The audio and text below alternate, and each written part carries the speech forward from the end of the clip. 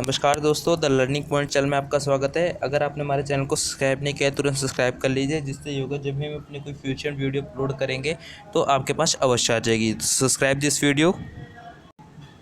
अगर दोस्तों आपको लर्निंग पॉइंट से होम ट्यूशन या कोचिंग कोई एकेडमी चाहिए, अगर आपकी स्ट्रीम आर्ट्स है तो आप कांटेक्ट कर सकते हैं 7011676070। अगर आपके 11th में कम नंबर आ रखे हैं, आपको 12th में अच्छे नंबर आने, तो आप इस नंबर पर संपर्क करके हमसे बात कर सकते हैं। हम आपको सब्जेक्ट दिखा देते हैं कि द लर्निंग पॉइंट में कौन कौन से सब्जेक्ट पढ़ाए जाते हैं। अगर आपके पास सब्जेक्ट हैं political science, history, sociology, Hindi, अगर आपके पास history, political science, sociology, Hindi, अगर आपके पास ये सारे सब्जेक्ट हैं तो आप हमारे जो हमने आपको नंबर दिया था उससे संपर्क कर सकते हैं। और अगर आप ये सारे सब्जेक्ट पढ़ते हैं तो आपको एक फ्री सब्जेक्ट फिजिकल एजुकेशन भी पढ़ा दिया जाएगा। तो आप संपर्क करिए ज़रूर और नंबर पर 7011676070 पर। तो बने रहिए हमारे चैनल के साथ अंत तक। तो दोस्तों आज हम आपको पढ़ाने जा रहे हैं भारतीय संविधान के बारे में, मतलब कॉन्स्टिट्यूशन ऑफ द इंडिया। काफ़ी लोगों के कमेंट आते हैं कि भाई भारतीय संविधान के ऊपर कोई वीडियो बना दो, इससे काफ़ी ज़्यादा क्वेश्चन पूछे जाते हैं। तो दोस्तों मैंने एक वीडियो बना दी है, तो भारतीय संविधान के ऊपर आप ज़रूर से ज़रूर इसको सब्सक्राइब कर दीजिए और देखना ना भूलिए। ये भारतीय संविधान के ऊपर वीडियो पूरी डिटेल में बन चुकी है। तो बने रहिए हमारी वीडियो के साथ अंत तक और सब्सक्राइब दिस वीडियो। जैसे कि दोस्तों आप देख रहे हैं आपकी स्क्रीन के ऊपर, भारतीय संविधान 9 दिसंबर 1946 से 26 नवंबर 1949 के बीच में बना था। जो हमारा जो भारतीय संविधान था वो 9 दिसंबर 1946 से 26 नवंबर 1949 के बीच बना था। मतलब 9 दिसंबर 1946 को बनना शुरू हुआ और 26 नवंबर 1949 को ये हमारा भारतीय संविधान थे बन के तैयार हो चुका था। और इसे 26 जनवरी 1950 को लागू कर दिया गया था। दोस्तों जैसे आपको पता है कि 26 जनवरी 1950 को हमारा संविधान लागू हुआ था, मैं आपको उसकी डेट बता दूँ कब से लेकर कब तक बना था। 9 दिसंबर 1949 से लेकर 26 नवंबर 1949 के बीच में हमारा जो भारतीय संविधान था वो बना था। तो दोस्तों आपको एक डेट बता दूं, अगर आपसे कोई पूछे, अगर आपको वाली डेट याद ना हो रही हो, तो भारतीय संविधान को बनाने में 2 साल 11 महीने 18 दिन लगे थे। जो मैंने आपको डेट बताई थी तो उस डेट को पूरा मिला के मतलब 2 साल लगे पहले, फिर 11 महीने लग गए, फिर 18 दिन लगे। इतने में हमारा जो भारतीय संविधान था, जो हमारा इंडियन कॉन्स्टिट्यूशन था, वो बन के तैयार हो गया था। इसी के तहत दोस्तों हम आपको बताते हैं जो भारतीय संविधान का निर्माण, मतलब जो इंडियन कॉन्स्टिट्यूशन का जो निर्माण किया गया था, मतलब भारतीय संविधान का निर्माण वो किसने किया था? संविधान सभा ने। भारतीय संविधान का निर्माण संविधान सभा ने किया था। संविधान सभा के लिए चुनाव जुलाई 1946 में हुए थे। मतलब जुलाई 1946 में जितने मेंबर थे संविधान सभा के, उनके चुनाव हो गए और उनके चुनाव होने के बाद जो चुनाव में जीते उनको संविधान बनाने के लिए कार्य दिया गया। तो संविधान सभा में 389 सदस्य जो जीते थे वो कितने सदस्य थे? 389 सदस्य। संविधान सभा की सबसे पहली बैठक 9 दिसंबर 1946 को हुई थी। मतलब इसके बनाने से सबसे पहली बैठक 9 दिसंबर 1946 को हुई। इसके बनाने की बैठक मतलब इसमें सबसे पहले कार्य करने की बैठक 9 दिसंबर 1946 को शुरू हुई थी। और दोस्तों ये आपको क्वेश्चन आ सकते हैं, संविधान सभा के अध्यक्ष थे डॉक्टर राजेंद्र प्रसाद। जो संविधान सभा के अध्यक्ष आपको दिख रहे हैं, संविधान सभा के अध्यक्ष कौन थे? डॉक्टर राजेंद्र प्रसाद। मतलब इन्हें अध्यक्ष की उपाधि दी गई थी। और ये प्रारूप समिति के अध्यक्ष कौन थे? डॉक्टर भीमराव अंबेडकर। तो दोस्तों आपके सामने कितने आपके क्वेश्चन आ गए, संविधान सभा में कितने सदस्य हैं, तो आप फटाक से आंसर लिख देंगे 389। संविधान सभा की पहली बैठक कब हुई थी? 9 दिसंबर 1946। संविधान सभा के अध्यक्ष कौन थे? डॉक्टर राजेंद्र प्रसाद। संविधान सभा के प्रारूप समिति के अध्यक्ष कौन थे? डॉक्टर भीमराव अंबेडकर। तो दोस्तों कितने सारे क्वेश्चन बन गए एक छोटी सी लाइन में। तो दोस्तों मैंने आपको बता दिया कि संविधान के बारे में, हमारा संविधान का निर्माण कैसे हुआ, संविधान का निर्माण कितने समय लगे, इसके अध्यक्ष कौन थे, प्रारूप समिति के अध्यक्ष कौन थे। तो दोस्तों आपको एक चीज़ आता है, जो भारतीय संविधान का जब निर्माण 26 नवंबर 1949 को हो गया था। कब हुआ था? 26 नवंबर 1949 को हो गया। तो भारतीय संविधान को 26 जनवरी 1950 को क्यों लागू किया? आपके दिमाग में क्वेश्चन जरूर घुस रहा होगा। तो इसलिए मैंने क्वेश्चन को लाया है कि जब भारतीय संविधान, हमारा जो इंडियन कॉन्स्टिट्यूशन है, वो हमारा संविधान नवंबर में बन के तैयार हो गया, एकदम फुल रेडी हो गया, तब उसे भाई लोग 26 जनवरी 1950 को क्यों लागू किया? तो इसका भी हमने आंसर लाया है। तो इस आंसर को सुनने के लिए बने रहिए हमारे वीडियो के साथ अंत तक और चैनल को सब्सक्राइब कर दीजिए। तो दोस्तों, जैसे ही आपको पता है कि भारत का संविधान 26 नवंबर 1949 को बन गया था। जो भारत का संविधान था वो 26 नवंबर 1949 को बन गया था, किंतु 26 जनवरी 1950 लागू करने के इसके विशेष कारण थे, मतलब कोई बहुत बड़े कारण थे। तो क्या कारण थे? कांग्रेस ने सन 1929 के एक लाहौर अधिवेशन में पूर्ण स्वतंत्रता का प्रस्ताव जारी किया था। मतलब जो कांग्रेस थी, आप कांग्रेस पार्टी के बारे में जानते होंगे, अगर आप नहीं जानते तो आप कमेंट में यस करके लिखिए, तो हम कांग्रेस पार्टी के ऊपर आपको फुल डिटेल में वीडियो डाल देंगे।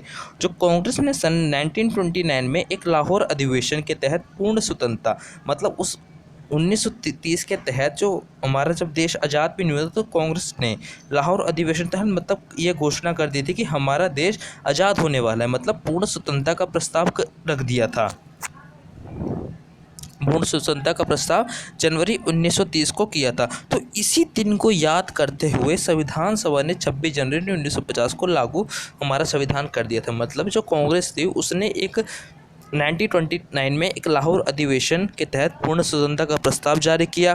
और कब जारी किया था? जनवरी 1930 में। और हमारा भारतीय संविधान कब बना था? भारतीय संविधान मतलब बना था हमारा 26 नवंबर 1949 को हमारा भारतीय संविधान बन गया था।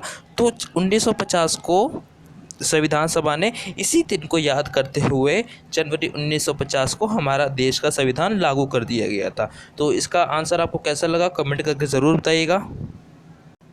जब भारतीय संविधान में हर तरह की बात होगी कि कैसे क्या बना, तो भारतीय संविधान के ऊपर एक बहुत बड़ी आ गई थी दिक्कत क्या आ गई थी दोस्तों?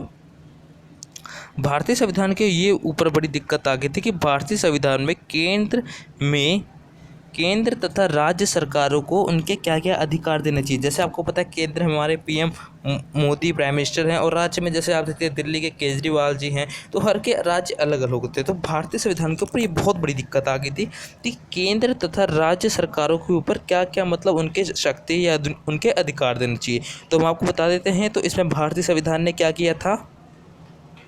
तो दोस्तों, इसमें काफ़ी वाद विवाद हुआ कि भारतीय संविधान में केंद्र तथा राज्य सरकारों की शक्ति कैसे, उनके जो अधिकारों को कैसे दिए जाए। तो संविधान सभा के सामने इस बात पर काफ़ी वाद विवाद हुआ कि केंद्र तथा राज्य सरकारों के क्या क्या अधिकार होने चाहिए। जो लोग शक्तिशाली, मतलब जो लोग चाहते थे कि हाँ सारी शक्ति केंद्र के पास हो, उसमें थे हमारे देश के पहले प्रधानमंत्री जवाहरलाल नेहरू। और दूसरी ओर जो राज्य के अधिकारों के समर्थन कर रहे थे उसमें थे मद्रास के कोई संतनम थे, वो भी कोई नेता थे। तो जो पंडित जवाहरलाल नेहरू थे उनका मानना था कि जो सारी शक्ति हैं, जितनी भी सारी शक्ति हैं संविधान सभा की, वो सारी किसको दे देनी चाहिए? वो सारी केंद्र सरकार को देनी चाहिए। लेकिन जो मद्रास के संतनम हैं उनका कहना था कि अगर सारी शक्ति तुम केंद्र सरकार को दे दोगे तो राज्य सरकार सही तरीके से काम नहीं कर पाएगी। इसके कारण जो देश की अर्थव्यवस्था है वो तहस नहस हो जाएगी। तो इस पर संविधान सभा ने अपना एक विचार प्रकट किया। तो हम आपको बता देते हैं वो विचार क्या था। जैसे कि दोस्तों संतनम ने कहा कि अगर सारी शक्ति केंद्र सरकार के पास होगी तो राज्य सरकार सही तरीके से अपना काम नहीं चलाएगी। तो इसी संतनम की बात पर तभी राज्य सरकारों को कुछ शक्ति मिली। तो शक्ति बता देते हैं वो कौन कौन सी शक्ति थी जो राज्य सरकारों को मिली, जो केंद्र सरकार को मिली। तो जब संतनम की ये बात हुई, जब संतनम ये वाली बात कही कि अगर सारी शक्तियाँ केंद्र को दे देंगे तो राज्य सरकार सही तरीके से काम नहीं कर पाएगी, तो आखिर में सारी बात संविधान सभा ने सुलझा ली तथा केंद्र तथा राज्य सरकारों को उनके अधिकारों के लिए कोई 3 सूची बना दी थी।